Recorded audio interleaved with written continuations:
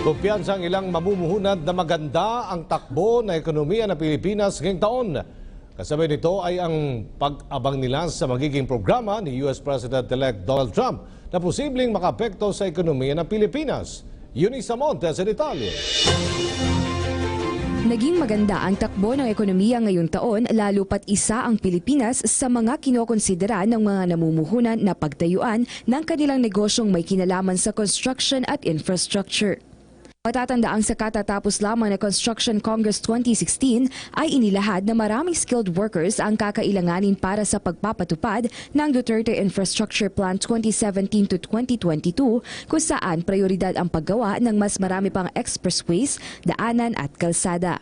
Bagamat ngayong Nobyembre, bukod sa ilang beses tumaas ang gasolina at humina ang piso kontra dolyar, naging normal naman ito pagdating ng Disyembre bago magtapos ang taon.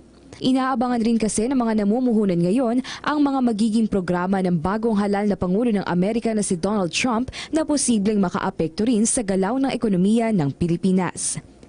Change has come rin sa mga negosyante lalo pat gusto rin ni Pangulong Rodrigo Duterte na buksan ang ating koneksyon hindi lamang sa Amerika kundi pati na rin sa ating mga bagong kaalyado. Saya ang mga investors sa kinalalabasan ng economy ngayon kasi mga reporting po ng GDP natin umabot ng halos 7% po, no. So parang kumbaga ang nakatalo lang sa atin ang China.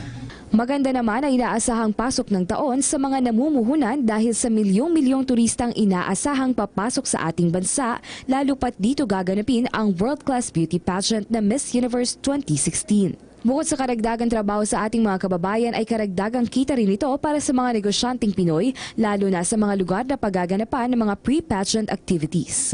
Nakita namin nga infrastructure, taking off from that, infrastructure spending, lalaki, partisipasyon ng ibang bansa kasi dati nga ang gusto ng Pangulo nakatutok lang sa US, ngayon pati China at sa Russia. Sa mga nais naman magtayo ng negosyo, patok sa susunod na taon ang mga service-related jobs na may kinalaman sa turismo kagaya ng trabaho sa hotel and restaurant management, mga casinos at airlines.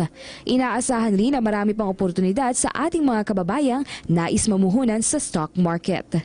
Para sa PTV News, Eunice Amonte.